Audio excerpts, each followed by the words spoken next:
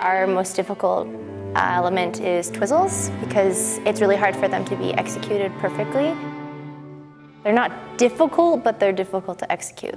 I think with Twizzles, a lot of it just has to do with repetitions, doing it so many times that you know exactly where you need to be, you know exactly where your partner's going to be, and then you have that confidence going into the competition that you've done them so many times, and you can do them when you're tired, you can do them when you don't feel well. All the pressure.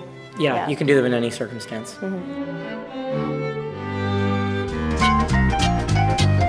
The triple axel is a daily routine jump. It's gotten to a point where it's a fun jump now, so the motivation comes from wanting to do it better and better. I learned and landed when I was 14 years old at actually the US National Championships, and that was a huge stepping stone for me, and it was you know, super hard at the time, and you know, it's snowballed into one of my favorite jumps.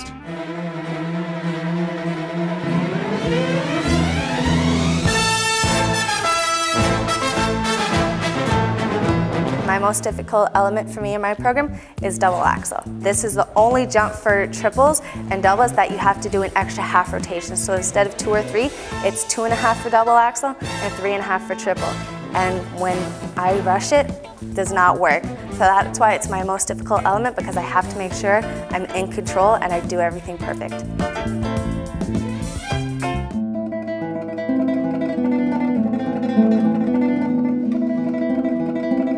Our hardest element this year is The stationary lift. basically we like kind of turn into it, and then I pick her up, I go into like a crouch, and then we come up, and then I grab her leg.